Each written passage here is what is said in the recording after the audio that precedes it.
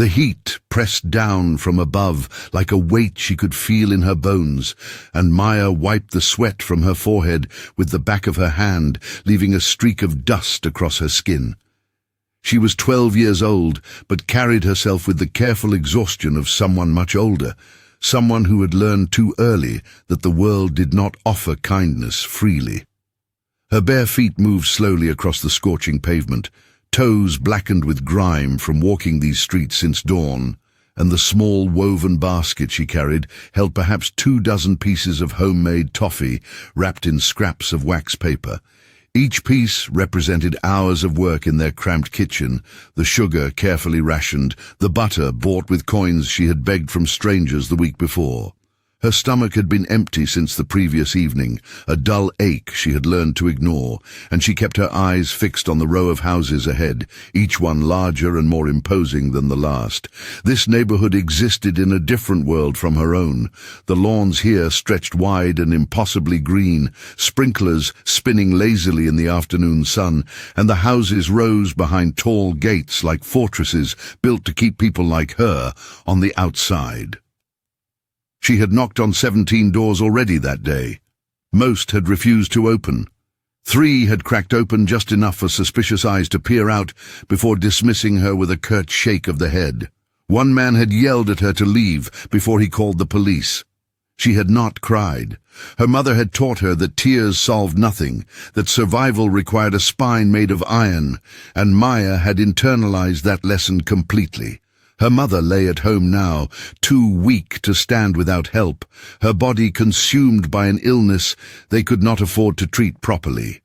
The medicines the clinic had prescribed cost more than they made in a month. Her grandmother had been in the hospital for 3 weeks, her condition worsening with each passing day, and the bills were piling up like storm clouds on a horizon they could not escape. Maya sold these candies because it was the only thing she knew how to do, the only way she could contribute, and she walked these wealthy streets because desperate times demanded desperate measures. She did not think about the unfairness of it. She simply put one foot in front of the other and kept moving. The gate appeared ahead of her like something from a storybook, wrought iron, painted glossy black, and beyond it stretched a driveway that curved through manicured gardens toward a house that seemed less like a home and more like a monument. Maya stopped walking. Her breath caught in her chest. She had seen wealth before, had glimpsed it through car windows and behind restaurant glass. But this was different. This was wealth that announced itself without shame, that sprawled across acres of land as if space itself could be owned and hoarded. The house rose 3 stories high, white columns framing a massive front door, windows glinting in the late afternoon sun, like watching eyes. For a moment she considered walking past, convinced that no one here would buy candy from a dirty child, but then she thought of her mother's labored breathing, her grandmother's frail hand squeezing her own, and she walked forward. Her finger pressed the small button beside the gate. A buzzer sounded somewhere deep within the property, electronic and sharp, and Maya waited. Seconds stretched into what felt like minutes. The heat continued to bear down. A bead of sweat rolled down her spine beneath her faded dress. She shifted the basket to her other arm and was about to turn away when she heard footsteps approaching, hard shoes against stone, and then the gate mechanism clicked and began to swing open. The man who appeared before her stood tall and straight, his shoulders squared inside a perfectly tailored charcoal suit. His face held the kind of symmetry that suggested good breeding and better nutrition, strong jaw clean-shaven, dark hair swept back with not a strand out of place, and his eyes studied her with an expression she could not quite read. Surprise, perhaps. Confusion. He looked like someone who belonged in boardrooms and expensive restaurants, not standing at a gate talking to a child selling candy. Maya swallowed hard and forced herself to speak. "Sir, would you like to buy some toffee to help my grandmother?" Her voice came out smaller than she had intended, but clear enough. She held up the basket so he could see the wrapped pieces inside. David Thornhill had been on his way to his study when the gate buzzer had sounded. He had not been expecting anyone, and his household staff typically handled any deliveries or visitors, but something had compelled him to answer it himself. Perhaps it was the restlessness that had plagued him all day, the vague dissatisfaction that no amount of work seemed to cure. Now he stood looking down at a child who appeared to be at least 2 meals away from proper nourishment, her dress patched and sun-faded, her feet bare and dirty, and he felt a tightness in his chest that he could not quite name. "Wait here," he said, his voice emerging more gruffly than he had intended. He turned and walked back toward the house, leaving the gate open behind him, and Maya watched him disappear through the massive front door. She stood very still. The gate remained open. The man had not told her to leave. She could see the edge of the house from where she stood, could glimpse the manicured lawn and flowering bushes that lined the walkway, and curiosity pulled at her like a physical force. She took one careful step forward, then another. No alarm sounded. No one emerged to send her away. The interior of the estate beckoned, and Maya found herself moving closer, drawn by a mixture of wonder and reckless daring. The front door had been left slightly ajar. Through the opening she could see a glimpse of marble flooring, cream-colored and polished to a mirror shine, and the edge of what looked like an ornate table holding a vase of fresh flowers. The air that drifted out felt cool, air-conditioned to a temperature she had only experienced in shopping malls when she'd been younger, back before things had gotten so difficult. She hesitated at the threshold. This was wrong. She knew it was wrong. She was not supposed to enter uninvited, but the man had left the door open, had left the gate open, and some part of her reasoned that if he had truly wanted her to stay outside, he would have closed both behind him. Maya stepped inside. The coolness hit her immediately, raising goosebumps on her sun-heated skin.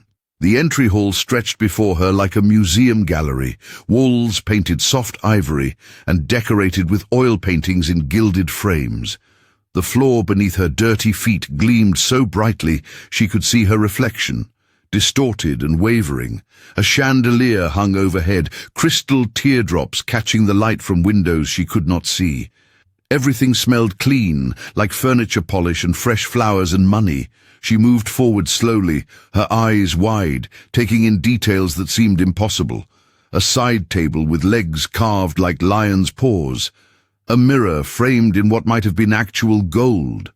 A hallway leading deeper into the house, and along that hallway, photographs. She walked toward them without meaning to.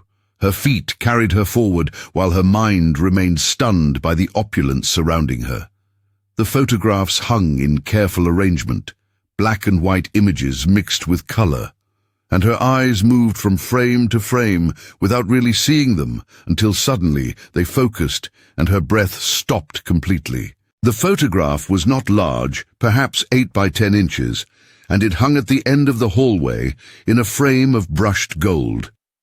The image showed a younger version of the man who had just left, his face less weathered but unmistakably the same, and beside him stood a woman.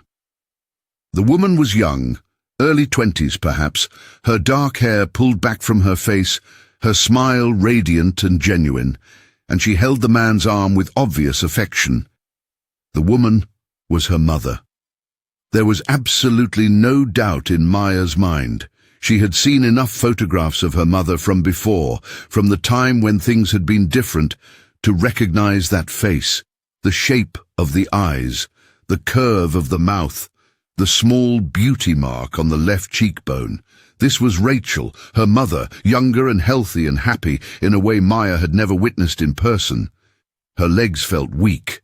The basket slipped from her grip and hit the floor with a soft thud, pieces of toffee spilling across the pristine marble. Maya did not notice. Her entire focus remained fixed on the photograph, her mind racing through impossible questions. Why would her mother's picture be hanging in this house? Why would she be photographed with this wealthy man? Her mother had told her so many times that her father had died before she was born. that there were no other relatives, that they had no one but each other and her grandmother. But here was evidence of something else entirely, something hidden, and Maya felt the foundations of her understanding beginning to crack. David returned from the interior of the house with several bills folded in his hand, more than the candy was worth, far more, because something about the child's obvious desperation had struck a chord in him. He would give her the money, buy the entire basket if necessary, and perhaps add a bit more for the medical expenses she had mentioned. But when he entered the hallway and saw where she stood, saw what she was looking at, the money slipped from his fingers and drifted to the floor unnoticed. The girl stood frozen before the photograph of Rachel. His Rachel, the woman he had loved with every fiber of his being, the woman he had been prepared to marry, the woman who had been taken from him over a decade ago in a car accident that had left him hollow inside. He had mourned her properly, had attended the funeral, had spent years learning to live with the grief, and yet here was this child staring at her image as if she recognized her. "Why is my mum's picture in your house?" Maya's voice came out thin and shaky, barely above a whisper. David heard the words, but they did not immediately make sense. His brain struggled to process them. Your mum. This child was claiming that Rachel was her mother, but Rachel was dead. Rachel had died 12 years ago. The funeral had been closed casket, but his mother had handled all the arrangements, had shown him the death certificate, had guided him through those dark months, with firm insistence that he needed to move forward. He had trusted her completely. But now this girl stood before him, claiming something impossible. He took a step closer. His mouth opened, but no sound emerged. He stared at the child's face, really looked at her for the first time, and felt something cold spread through his chest, the shape of her nose, the line of her jaw, the way her eyebrows drew together when she was upset. She looked like Rachel. Dear God, she looked exactly like Rachel. "What's your name?" The question came out hoarse. "Maya," she answered, still staring at the photograph. "Maya Brennan." "And your mother's name?" He already knew the answer, but needed to hear it anyway. "Rachel Brennan." The hallway seemed to tilt around him. David gripped the edge of a console table to steady himself, his knuckles going white. Rachel Brennan. The same name. It could not be coincidence. Could not be some bizarre mistake. But how? How could Rachel be alive? How could she have a daughter this age? The girl appeared to be 11 or 12, which would mean she had been born right around the time Rachel had supposedly died, which meant that Rachel might have been pregnant when she disappeared. He moved to the nearest chair and sank into it without grace, his legs simply giving out beneath him. His hands came up to cover his face, and he sat that way for several long seconds, his entire world reorganizing itself around this new, impossible information. When he finally lowered his hands and looked at Maya again, she was watching him with wide, fearful eyes, her body tensed as if ready to run. "This woman," he said, his voice unsteady, "was my fiancée. She died over 12 years ago." "She's my mom," Maya said firmly, despite the fear in her eyes. "She didn't die. She's sick right now, but she's alive." The words hit him like physical blows. He tried to stand, tried to reach for her, tried to say something that would make sense, but Maya's fear won out. She grabbed her basket from the floor, snatched up the scattered pieces of candy with trembling hands, and ran. Her bare feet slapped against the marble floor as she fled toward the open door, and David lunged after her too late. By the time he reached the front entrance, she was already through the gate, already racing down the street with her basket clutched to her chest, and no amount of calling after her would make her stop. David stood in the doorway breathing hard, his heart hammering against his ribs. The street beyond the gate stretched empty in both directions, the afternoon sun casting long shadows across the pavement. The girl was gone. But the truth she had brought with her remained, heavy and undeniable. He went back inside slowly, closed the door, and leaned against it. His eyes moved to the photograph still hanging on the wall. Rachel's smile frozen in that moment of happiness they had shared before everything had fallen apart. If what the girl said was true, if Rachel had not died, if she had instead disappeared and raised a daughter alone, then everything he believed about the past was a lie. And if it was a lie, someone had constructed it deliberately. Someone had wanted him to believe Rachel was dead. Someone had orchestrated her disappearance and then covered it up with false documents and a fabricated funeral. His mother. The realization dropped into his mind like a stone into still water.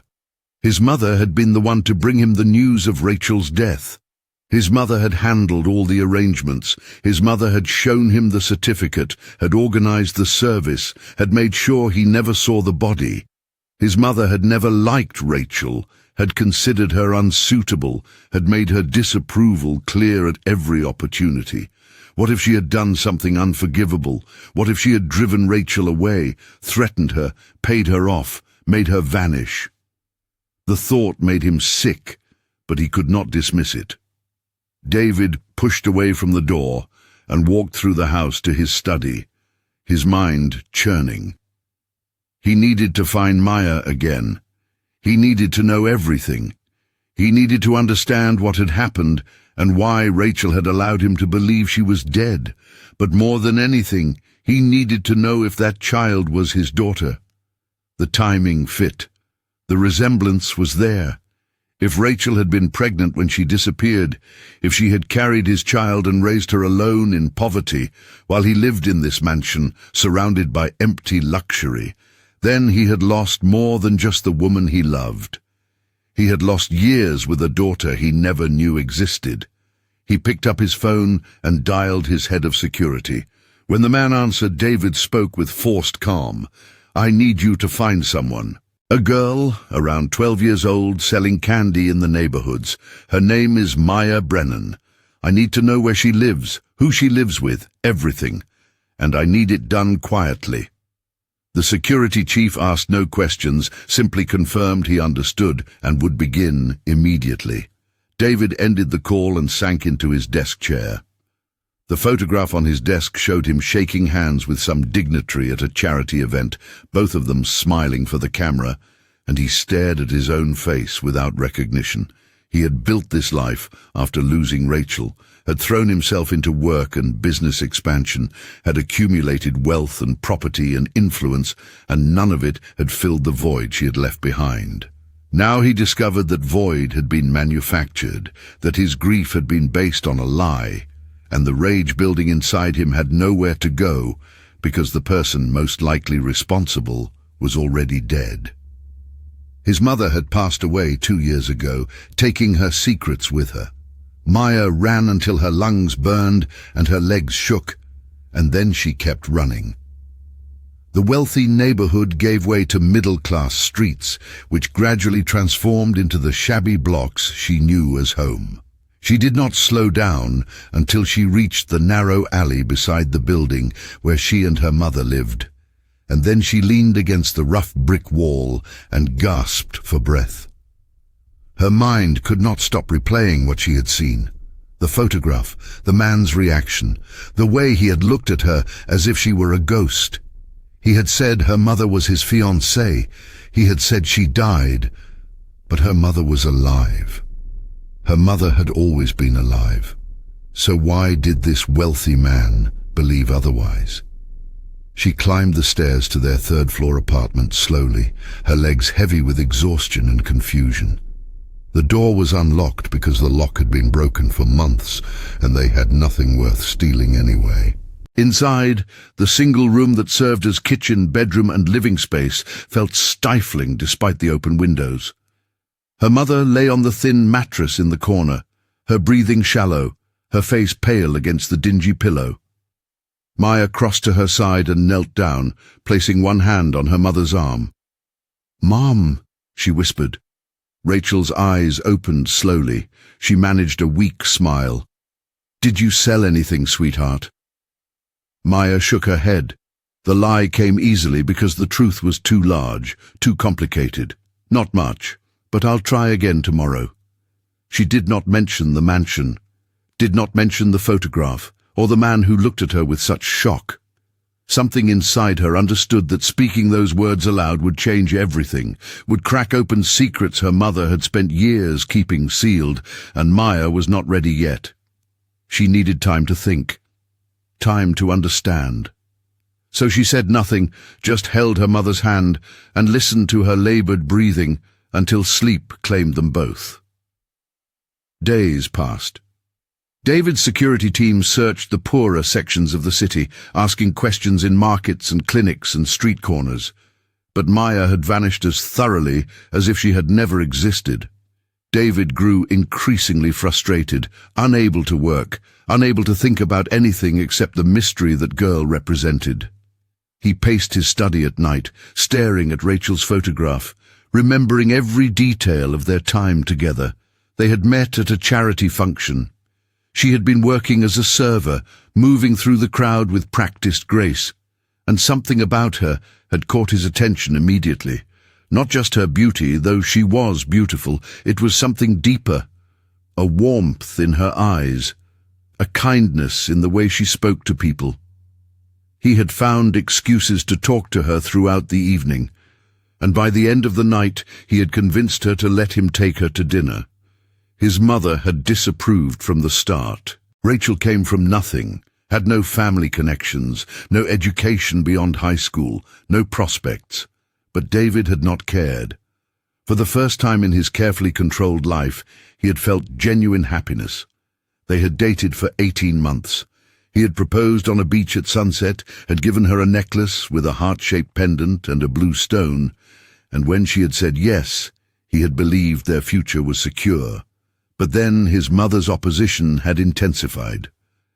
There had been arguments, threats disguised as concerns, and Rachel had grown quieter, more withdrawn. He had attributed it to wedding stress, had assured her everything would be fine once they were married. And then one morning, she was simply gone. No note, no explanation. His mother had come to him a week later with news of the accident, and he had never questioned it because why would he? Why would his own mother lie about something like that? Now he knew why. Because Rachel had been pregnant, and his mother would have seen that as the ultimate threat, the ultimate trap. She would have done anything to break them apart, and apparently she had succeeded beyond what he had imagined possible. David went to his mother's estate on the 7th day of searching. The house had been closed since her death, maintained by a property management company, and he had not visited in months. He let himself in with the key he still carried, and walked through rooms that smelled of dust and old furniture. Everything remained exactly as it had been. His mother had been a woman of habit, of order, and the evidence of her control extended to every corner of this place. He began searching methodically, opening drawers and examining closets, looking for anything that might confirm his suspicions. In her private study, locked in a drawer of her desk, he found a folder. Inside were documents that made his blood run cold. A contract signed by Rachel, agreeing to leave the city and never contact him again in exchange for a sum of money. A falsified death certificate, letters from a lawyer detailing the arrangements. And at the bottom, a note in his mother's handwriting. Took care of the girl problem. She will not be an issue. David read those words 3 times, each time feeling the rage build higher in his chest. His mother had known Rachel was pregnant, had known and had driven her away anyway, had threatened her into signing away her entire future, had then fabricated an elaborate lie to ensure he never looked for her. He took the folder with him when he left the house. He did not lock the door behind him. He got into his car and drove back to his own estate and sat in his study staring at the evidence of his mother's cruelty until darkness fell outside the windows. When his phone finally rang with news from his security team, he answered immediately. "We found her," the security chief said, "the girl. She lives in an apartment building in the Riverside district." Third floor. We have the address. David's hand tightened on the phone. Good. Don't approach. Just keep the location under observation and let me know if anything changes. He ended the call and sat in silence. Now that he knew where to find her, he felt suddenly uncertain. How did he approach this? What did he say? He could not simply show up and demand answers. The girl had run from him once already, but he had to do something. He had to know the truth. Maya continued selling candy, though her heart was no longer in it. She moved through the streets mechanically, offering her wares without hope, and most days she sold nothing at all. Her mind kept returning to the mansion, to the photograph, to the man's shocked face. She wanted to talk to her mother about it, but fear held her back. Fear that asking questions would hurt her mother, would dredge up a past Rachel clearly wanted to keep buried. So Maya remained silent, and the weight of secrets pressed down on her. One afternoon, as she walked home with her empty basket, she saw him, the man from the mansion. He stood at the corner of her street, clearly out of place in his expensive clothes. And when their eyes met across the distance, she froze. He made no move toward her, just stood there watching, and after a long moment, he raised one hand in a small wave. Maya did not wave back. She turned and ran into her building, up the stairs, and burst into the apartment where her mother lay resting. "He's here," she gasped out. "The man from the mansion." "He found us." Rachel's eyes went wide with terror. She struggled to sit up, her thin arms shaking with the effort. "What man?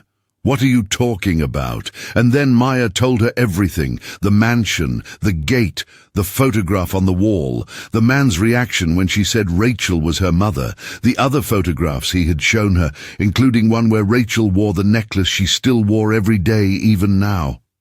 All of it came tumbling out in a rush of words, and Rachel listened with a hand pressed to her mouth, tears streaming down her face. When Maya finished, silence filled the apartment. Rachel looked at her daughter with an expression of such pain and regret that Maya felt her own eyes begin to burn with tears. "That man," Rachel said slowly, "is David Thornhill. He was the love of my life. We were going to be married, and he is your father." Maya stared at her mother, unable to speak. The truth she had suspected, the truth she had hoped against hope was real, had just been confirmed. The wealthy man in the mansion was her father, which meant her mother had lied to her for her entire life about him being dead. "Why?" The word came out broken. "Why didn't you tell me? Why did you say he died?" Rachel closed her eyes. "Because I was trying to protect you. Because his mother threatened to destroy us both if I didn't disappear. Because I thought if I told you the truth, you would try to find him, and I couldn't risk what might happen if his mother discovered you existed." "But she's gone now, isn't she?" Maya said. "You said he was alone in that huge house. There was no one else there." Rachel nodded slowly.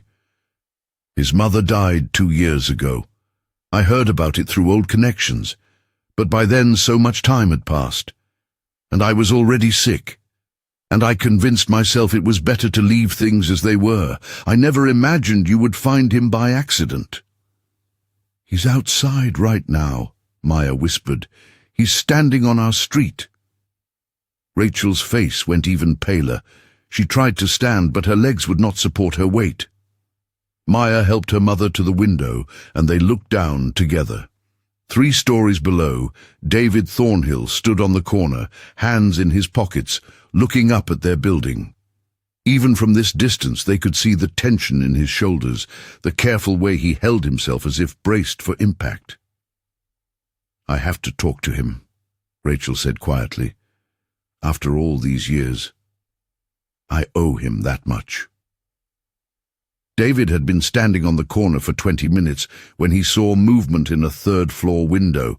2 figures, one small and one taller, both looking down at him. He recognized Maya immediately, and the taller figure beside her had to be Rachel. His heart began to race. He had played this moment over and over in his mind since discovering the truth, had imagined 1,000 different ways it might unfold, but now that it was actually happening, he found himself paralyzed. Then the figures disappeared from the window. A few minutes later, the building's front door opened, and Maya emerged. She walked toward him slowly, her expression wary, and when she reached him, she stopped a few feet away. "My mom wants to talk to you," she said, "but she can't come down. She's too sick. You have to come up." David nodded. His throat felt tight. "Will you take me to her?" Maya studied him for a long moment, as if trying to decide whether to trust him. Then she turned and led him into the building. The stairs were narrow and dark, the paint peeling from the walls, and with each step, David felt the gulf between his world and theirs widening. This was where his daughter had grown up, these stained walls and broken floorboards, this building that smelled of mildew and cooking grease, while he had lived in a mansion with more rooms than he could use. The apartment door stood open. Maya led him inside, and David stepped into a space barely larger than his bedroom closet. One room, a hot plate on a counter, a mattress on the floor, clothes hanging from hooks on the wall. And there, struggling to stand near the window, was Rachel. She looked nothing like the woman in his photographs.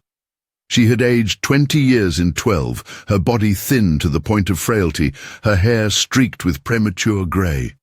But her eyes were the same. Those eyes he had loved, now filled with fear and pain, and something that might have been hope. Rachel. Her name came out as barely a whisper. She steadied herself against the wall.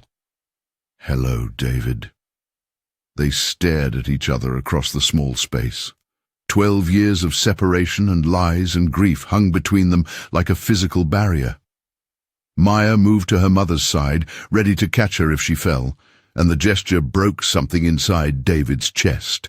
This was his daughter, this brave, cautious child who had survived in poverty because of his mother's cruelty and his own ignorance. "Why didn't you tell me?" The question emerged harsh, despite his attempt at control. "Why did you let me think you were dead?" Rachel's eyes filled with tears. "Because your mother threatened to kill me if I didn't leave. Because she said if I ever told you I was pregnant, she would make sure I disappeared for real. Because I was terrified and alone, and I thought keeping you in the dark was the only way to keep Maya safe." David felt the words like blows. "My mother told me you died in a car accident. She showed me a death certificate. She organized a funeral. I mourned you. I spent years mourning you while you were alive." "I know," Rachel's voice broke. "I'm so sorry. I wanted to tell you 1,000 times, but I was so afraid." "Afraid of what?" "Afraid I wouldn't protect you? Afraid I wouldn't choose you over my mother?" His voice rose despite his efforts to stay calm. "Afraid she would hurt Maya," Rachel said, and the words came out fierce despite her weakened state. "Your mother made it clear that if I stayed, if I fought back, she would find a way to destroy me and any child I carried. She had money and power and connections. I had nothing. What was I supposed to do?" David had no answer. He thought of his mother, of her cold certainty and her absolute conviction that she knew what was best. She would have done exactly what Rachel described, would have seen a pregnant girlfriend as a disaster to be managed and eliminated. The realization made him sick. "I found documents in her house," he said quietly. "A contract you signed, letters from her lawyer. I know what she did." Rachel nodded, tears streaming down her face. "She gave me money to leave. Enough to start somewhere new. I thought about refusing, but I was pregnant and alone and terrified. So I took it and I ran. I changed my name, tried to disappear completely. When Maya was born, I told her you had died because it seemed easier than explaining that your grandmother would kill us if she found out we existed." David looked at Maya, who stood watching them both with wide eyes. She said nothing, just gripped her mother's arm and waited. How much had this child been forced to understand too early? How much had she carried without complaint? "I want to help," he said. "Both of you. Let me help." Rachel shook her head. "We don't need charity. It's not charity. Maya is my daughter. He stopped, unsure what Rachel was to him now, his former fiancée, the woman he had never stopped loving, the mother of his child. "Please, let me do something." Rachel looked at Maya, some silent communication passing between them. Then she nodded slowly. "Maya's grandmother, my mother, is in the hospital. The bills are more than we can manage. If you could help with that, I would be grateful." "Done," David said immediately. "And your medical treatment too, whatever you need. I don't want to owe you. You don't owe me anything. I owe you 12 years of my daughter's life." The words hung in the small room. Maya looked up at him, and David saw his own features reflected in her face, undeniable proof of their connection. He wanted to reach out, to hug her, to promise that everything would be different from now on. But he remained still, knowing that earning her trust would take time. "There's one thing I need to know for certain," he said carefully. "I would like us to take a DNA test, not because I doubt you, but because I need to be absolutely sure. Will you agree to that?" Rachel hesitated, then nodded. "Yes, if that's what you need." David pulled out his phone and made a call. Within 30 minutes, a private testing service had been arranged, samples collected from both him and Maya in the cramped apartment. The technician promised results within a week. When the woman left, an uncomfortable silence settled over them. "What happens now?" Maya asked, her voice small. David looked at her and tried to smile, though his face felt stiff. "Now we get to know each other. If that's all right with you." Maya glanced at her mother, who nodded encouragement. "I guess so," Maya said. It was not the enthusiastic response he had hoped for, but it was a start. David stayed for another hour, asking careful questions, learning about their lives. Rachel told him about the years of moving from place to place, always afraid his mother's investigators would find them. She told him about the jobs she had worked, the struggles to keep them fed and housed, the growing illness that had finally made it impossible for her to work at all. Maya listened silently, and David wondered how much of this she had already known versus how much was new information. When he finally left, promising to return the next day, David walked down the stairs and out into the evening air, feeling as if he had been turned inside out. Everything he thought he knew about his life had been proven false, but beneath the anger and grief, something else was growing. Hope. The fragile, tentative hope that maybe he could still build something from the wreckage of the past. He returned the next day with groceries, with medicine, with a check that would cover Rachel's mother's hospital bills, and then some. He returned the day after that, and the day after that, each time staying a little longer, talking a little more easily. Maya remained cautious around him, but slowly began to warm up, asking questions about his work and his house, and whether he had any pets. He answered everything honestly, trying to give her the space to decide for herself what kind of relationship they might have. On the 5th day, he brought dinner from an expensive restaurant, far too much food for 3 people, but he had not known what to order. They sat on the floor of the small apartment, because there was no table, and ate pasta and roasted vegetables and fresh bread, and for the first time David felt something like normalcy beginning to emerge. Rachel looked slightly stronger, the medicine he had arranged already making a difference. Maya laughed at something he said, a genuine laugh that lit up her face, and David felt his chest tighten with emotion. "Can I ask you something?" Maya said as they finished eating. "Of course. If you're really my dad, where have you been my whole life?" The question was direct, unflinching, and absolutely fair. David met her gaze steadily. "I didn't know you existed." Your mother and I were separated before she knew she was pregnant, and my mother made sure I believed she had died. I would have been there if I had known. I want you to believe that." "Do you believe it, Mom?" Maya asked, turning to Rachel. Rachel looked at David with an expression that held too many emotions to name. "Yes," she said finally. "I believe he's telling the truth. Your grandmother was very good at controlling things, at making sure everything went the way she wanted." "She sounds awful," Maya said bluntly. "She was," David admitted. "In many ways she was." The DNA test results arrived on the 8th day. David opened the envelope with shaking hands, though he already knew what it would say. The numbers on the page confirmed it with scientific certainty. 99.9% probability of paternity. Maya was his daughter. He had a child. All the years he had spent building his empire, accumulating wealth and success, and the most important thing in his life had been growing up in poverty a few miles away, unknown and unreachable. He called Rachel immediately. The results came back. "She's mine." There was a long pause on the other end of the line. Then Rachel's voice, thick with emotion. "I know. Can I come over?" "Yes."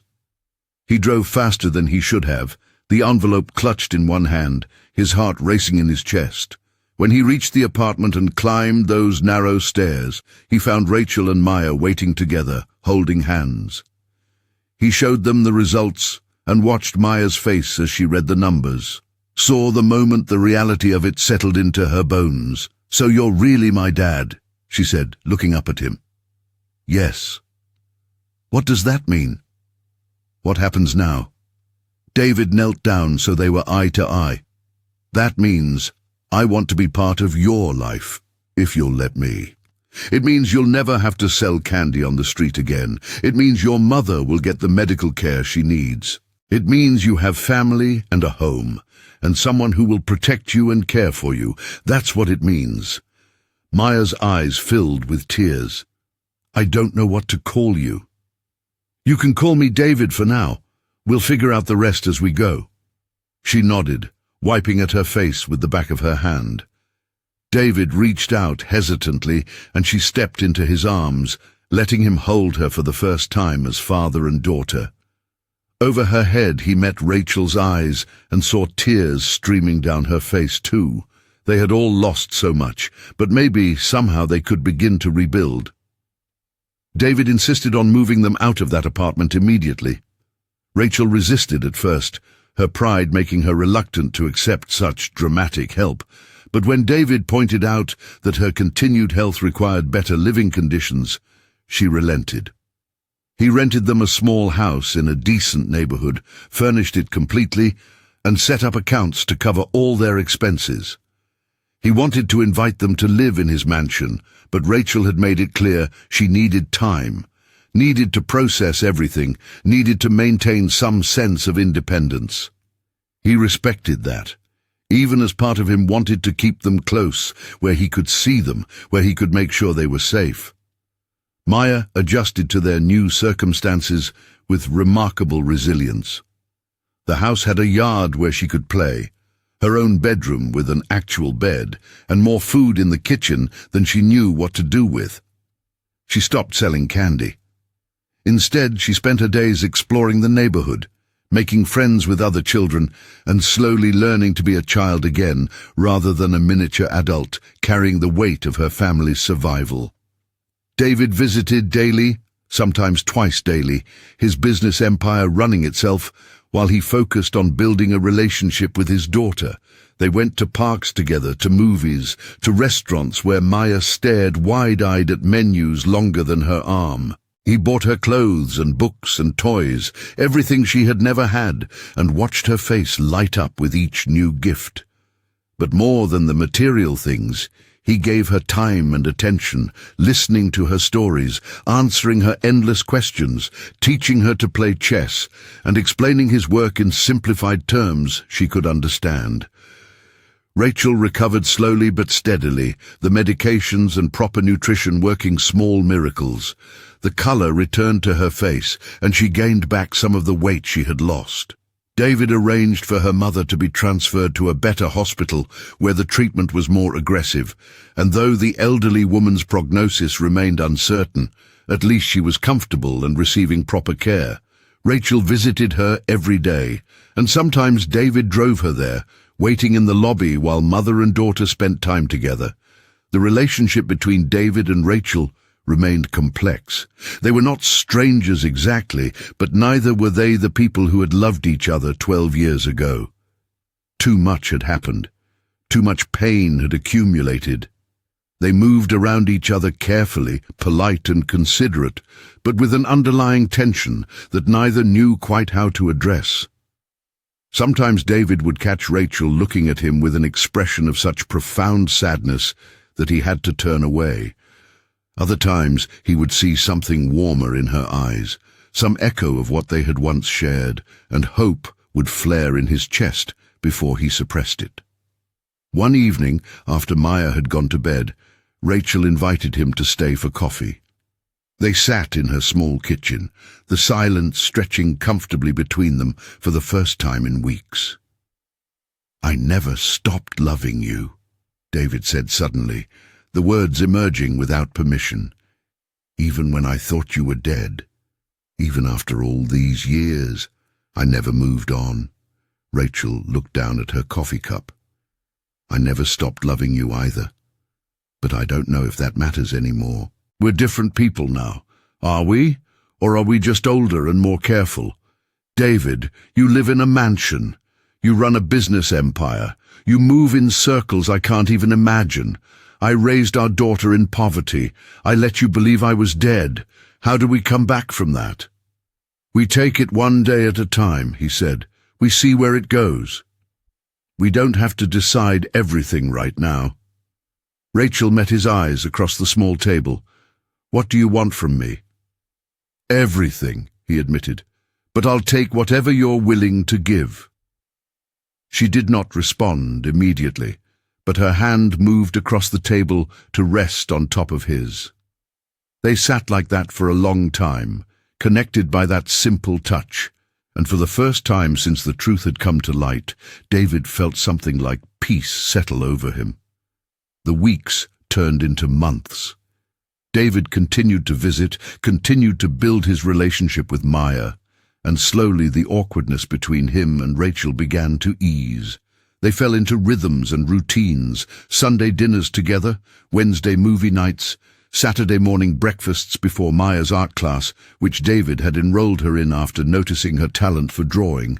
The house filled with Maya's artwork, colorful pieces depicting families and houses and bright suns, and David treasured each one. Maya started calling him Dad. It happened gradually, naturally, no dramatic moment of decision. One day she just said, "Dad, can you help me with this?" And David's heart had nearly stopped.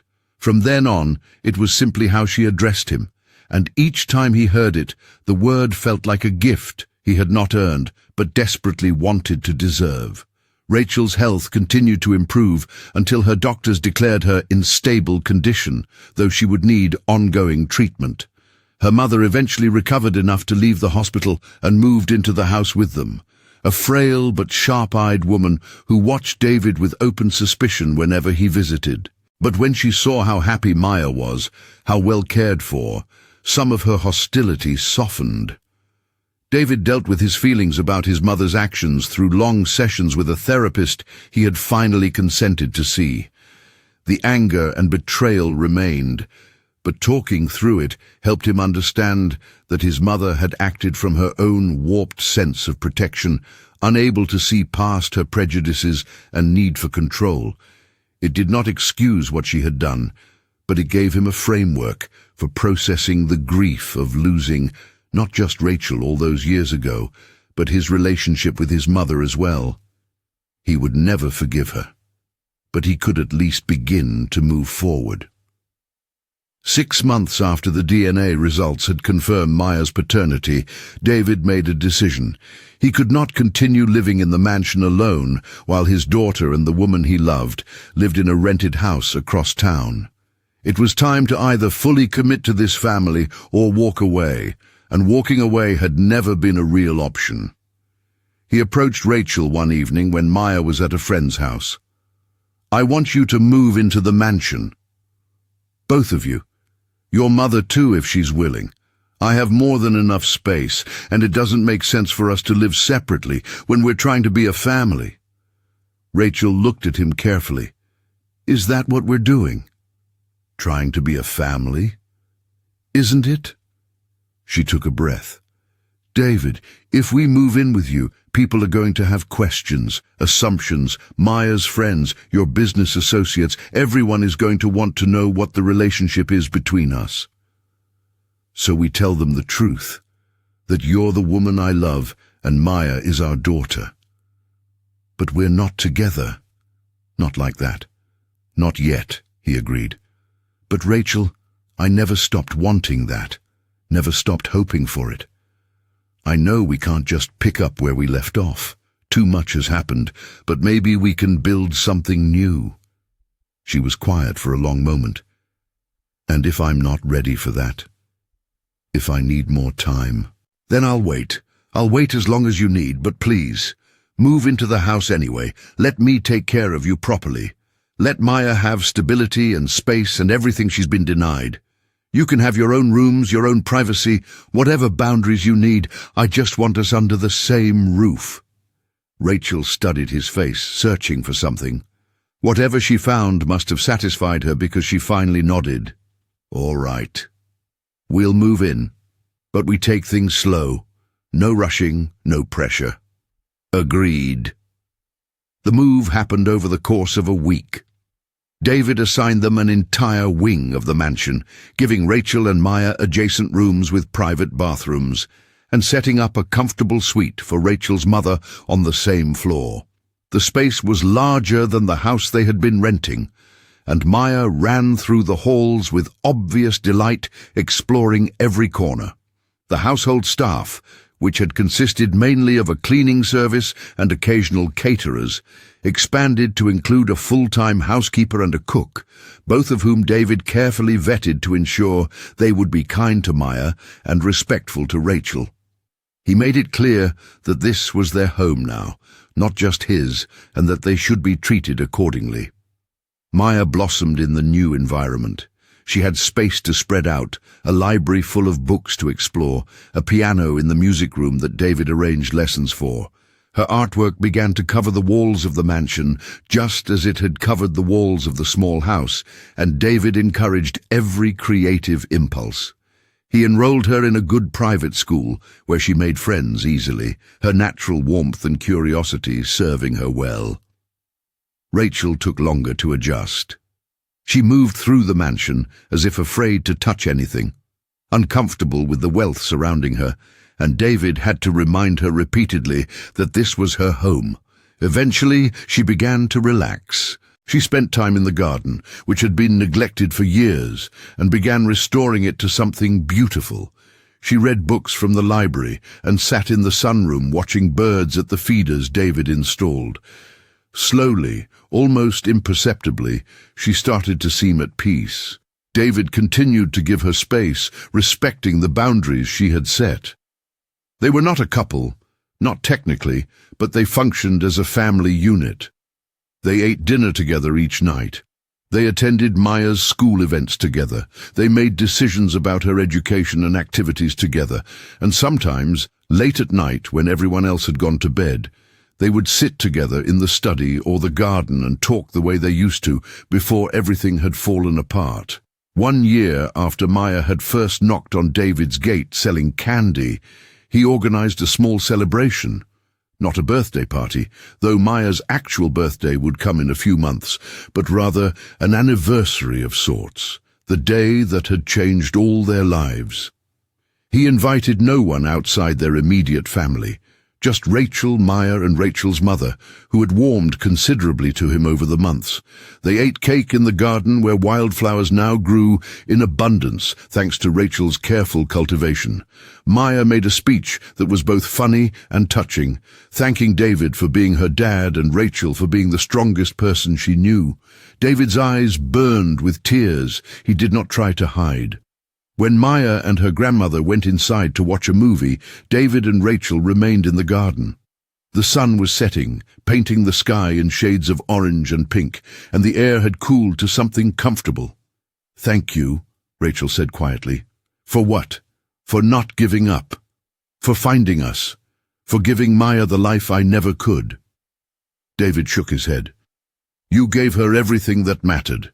You kept her safe, raised her to be kind and brave and smart. I just provided some material comforts." "You provided a father. That's not a small thing." They sat in silence for a while, watching the sunset. Then Rachel reached over and took his hand, lacing her fingers through his. It was not the first time they had touched, but it felt different somehow, more deliberate, more meaningful. "I'm ready," she said. "Ready for what?" She turned to look at him directly, to try again. "To be not just co-parents, but partners, if you still want that." David felt his breath catch. "Are you sure?" "I'm sure. You've been patient and kind and everything I could have asked for. You've proven that what we had before wasn't just youthful infatuation, so yes, I'm sure, if you'll have me." He pulled her close and kissed her, gentle at first and then deeper, and it felt both familiar and new all at once. When they finally pulled apart, both of them were crying. "Does this mean we're getting married?" Maya's voice came from the doorway where she had apparently been watching. She sounded delighted. Rachel laughed, wiping her eyes. "We're going to have to talk about it first." "You should definitely get married," Maya said firmly. "It would make us a real family." "We're already a real family," David said. "But yes, I would like to marry your mother." "If she'll say yes." Rachel looked at him, then at Maya, then back at him. "Ask me properly." David stood and went into the house, returning a moment later with a small box he had been carrying in his pocket for 3 months, waiting for the right moment. He knelt in the grass before Rachel and opened the box to reveal a ring, not the same one he had given her 12 years ago, but similar, a symbol of both their past and their future. "Rachel Brennan, will you marry me?" She did not make him wait. "Yes." Maya cheered and ran to hug them both. Rachel's mother appeared in the doorway, smiling through her own tears, and David felt the last piece of his broken heart finally slot back into place. It had taken 12 years, a cruel twist of fate, and a brave child selling candy on a doorstep, but they had found their way back to each other. The lies had fallen away. The truth had set them free, and now, finally, they could build the life that had been stolen from them. The wedding was small and private, held in the garden 6 months later. Maya served as the ring-bearer, wearing a dress she had helped design, her face glowing with happiness. Rachel wore simple white, elegant and understated, and when David saw her walking toward him through the flowers she had planted, he felt the same rush of love he had experienced the first time he had seen her all those years ago. They exchanged vows they had written themselves, promising not just to love each other, but to continue building the family they had fought so hard to protect and reunite. When David kissed his bride, Maya applauded enthusiastically, and Rachel's mother dabbed at her eyes with a handkerchief. The reception was equally small, just a handful of David's closest business associates who he trusted, and a few of Rachel and Maya's new friends. There were no reminders of the past pain, no acknowledgement of the years lost. This was a celebration of what they had now and what they would build together moving forward. That night, after the guests had left and Maya had been tucked into bed, still buzzing with excitement. David and Rachel stood in the bedroom they would now share, looking out the window at the moonlit garden below. "No regrets?" David asked. "None," Rachel said. "Well, maybe one. I wish we hadn't lost those years. I wish Maya had known you from the beginning. We can't change the past, but we can make sure the future is everything it should be." Rachel leaned against him, his arms coming around her naturally. "I never thought I'd feel safe again. After your mother, after running for so long, I thought fear was just part of who I was. But you've given me safety. You've given us both a real home. This was always meant to be your home," David said. "From the moment I fell in love with you, this place was meant to have you in it. It just took us a while to find our way here." They stood together watching the night, two people who had been torn apart and found their way back through a combination of fate, courage, and love that refused to die. The mansion that had once echoed with loneliness now rang with laughter and conversation. The rooms that had held only memories now held a living, breathing family. Maya grew up in that house, surrounded by love and stability. She excelled in school, developed a passion for art and music, and never forgot where she had come from. When she was older, she would volunteer in the neighborhoods where she had once sold candy, using her father's resources to help other families struggling as hers once had. David supported her completely, proud of the compassionate young woman his daughter was becoming. Rachel's health remained stable, and though she never fully regained the strength she'd had in her youth, she lived a full and happy life. She continued to tend the garden, which became something of a local attraction, and started a small business selling flowers and plants, finding purpose and joy in helping things grow. David scaled back his business commitments, delegating more authority to trusted executives, and spent his time focusing on what truly mattered: his family. He and Maya developed a close bond, the kind that comes from genuine understanding and mutual respect. He never tried to make up for the years he'd missed by being overprotective or smothering.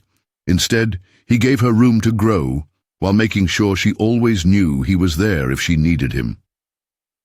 Rachel's mother lived with them for 5 more years before passing peacefully in her sleep. By then, she had come to think of David as a son, and she died knowing her daughter and granddaughter were truly safe and cared for. They buried her in a cemetery with a view of the mountains, and Maya planted flowers on the grave every spring. Years passed. Maya graduated from high school with honors, was accepted to several prestigious universities, and chose to study art and social work. David and Rachel attended her graduation with tears in their eyes, remembering the barefoot child who had knocked on a gate selling candy, and marveling at the strong young woman she had become. The night before Maya left for college, the 3 of them sat in the garden one last time, as they had so many times before. The flowers were in full bloom, the air sweet with their scent, and the stars clear overhead. "I've been thinking," Maya said, "about that day I knocked on your gate. Do you ever wonder what would have happened if I'd chosen a different street? If I'd never seen that photo?" David considered the question. "I think we would have found each other eventually. Maybe it would have taken longer, but I believe some connections are too strong to stay hidden forever." "I used to be angry," Rachel admitted, "about all the time we lost. But now I think maybe things happened the way they needed to. Maya needed to grow up strong and independent, learning resilience and compassion. You needed to learn what really mattered in life, and I needed to learn that I was stronger than I ever knew. We all needed to become who we are now before we could truly be a family." Maya nodded thoughtfully. "I'm glad I knocked on that gate. Even though I was scared, even though I ran away at first, I'm glad I went back." "So am I," David said. You changed my entire life in about 30 seconds, best 30 seconds of my existence." They sat together until the stars wheeled overhead and the night grew cool. Eventually, they went inside to the house that had become a true home, filled with the evidence of lives lived together. Maya's artwork, Rachel's gardening books, David's business papers, all mingled together in comfortable chaos. The story that had begun with a child selling candy to help her sick mother had transformed into something neither of them could have predicted. A family torn apart by lies and cruelty had been reunited through coincidence and courage. The truth that had been hidden for so long had finally emerged, bringing with it the opportunity for healing and second chances. David often thought about his mother in those years, trying to understand what had driven her to such extreme actions. He would never forgive her for what she had taken from him, from Rachel, from Maya. But he had learned to accept that she had acted from her own twisted sense of love, unable to see beyond her prejudices and need for control. That understanding did not excuse her actions, but it allowed him to make peace with the past. Rachel had also made her own peace. She no longer looked over her shoulder, no longer started at unexpected noises, no longer lived in the constant state of fear that had defined her life for so many years. She had faced her demons, survived them, and come out the other side stronger. The woman who had run away pregnant and terrified had become a woman who could stand tall and claim her place in the world. And Maya, the child who had been born into uncertainty and struggle, had become the bridge that brought them all together. Her courage in returning to the mansion after initially fleeing, her honesty in confronting both her parents with difficult truths, her resilience in adapting to dramatic life changes, all of it had been essential to their reunion and healing. The mansion that had once stood as a monument to wealth and isolation had been transformed into a true home. Its halls echoed with laughter now instead of emptiness. Its rooms were lived in rather than displayed. The garden bloomed with life, carefully tended by loving hands, and the three people who had found each other against all odds continued to build their life together, one day at a time. Sometimes Maya would bring friends home from college, and they would marvel at the size of the house and the obvious love that filled it. She would tell them the story of how she had found her father, a sanitized version that left out the darkest parts but conveyed the essential truth. She was not ashamed of where she had come from, of the poverty and struggle that had shaped her early years. Those experiences had made her who she was, and she carried them not as scars, but as badges of honor. David continued to support various charities focused on helping families in poverty, driven by the knowledge of how close his own daughter had come to falling through society's cracks. He used his wealth and influence to create opportunities for people who reminded him of Rachel and Maya, people who needed just a small break to change their circumstances entirely. It became his life's work, more important than any business deal or investment opportunity. Rachel sometimes gave talks at women's shelters, sharing her story of escaping a threatening situation and rebuilding her life.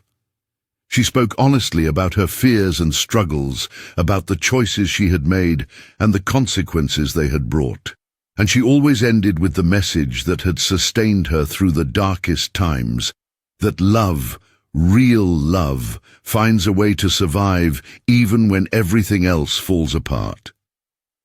The three of them traveled together, seeing parts of the world none of them had visited before. They made new memories to balance out the years of separation. They laughed together, sometimes cried together, and built the kind of bond that only comes from having weathered genuine hardship and come out intact on the other side. And always, hanging in the hallway of the mansion, was the photograph that had started everything, the image of young David and Rachel, happy and in love, frozen in that moment before tragedy struck. They kept it there not as a reminder of pain, but as evidence that their love had always been real, had always been worth fighting for. Maya would sometimes stop in front of it, studying the faces of her parents before she was born, and she would smile at the knowledge that against all odds, that couple in the photograph had found their way back to each other. The story of how a child selling candy had stumbled into her own father's mansion and uncovered a 12-year-old lie became family legend, told and retold at gatherings and celebrations. Each time it was shared, the miracle of their reunion felt fresh. Each time they marveled at the odds and the coincidences that had brought them together. But underneath the miracle was something more fundamental, the simple truth that love, when it is real and deep and genuine, refuses to die. It may be hidden for years, buried under lies and fear and separation. It may seem impossible to recover. But it persists, waiting for the moment when it can emerge again, when the barriers keeping it contained finally crack and crumble. David and Rachel had loved each other 12 years ago. That love had survived despite everything that had tried to destroy it, and when given the chance, it had bloomed again, stronger for having been tested, deeper for having been thought lost. They had been given a second chance that most people never receive, and they cherished it completely. Maya watched her parents grow old together with satisfaction and joy. She had given them that chance by being brave enough to knock on a stranger's gate, by being curious enough to look at a photograph, by being strong enough to confront difficult truths. She had been the catalyst that had set everything in motion, and she carried that knowledge with pride. Years later, when Maya had children of her own, she would bring them to the mansion and tell them the story of their grandmother who had run away to protect her child, and their grandfather who had never stopped loving her, and the brave little girl who had brought them all together by selling candy on a hot summer day. The children would listen with wide eyes, and then they would run through the same halls their mother had once run through, playing in the same garden, looking at the same photograph. And David and Rachel would watch them together, hands intertwined, grey-haired now, but still with that same love shining in their eyes. They had lost 12 years, but they had gained a lifetime together, and that was more than most people ever received. The past could not be changed, but the future stretched before them bright with possibility. The mansion stood as testament to the power of truth and the resilience of love.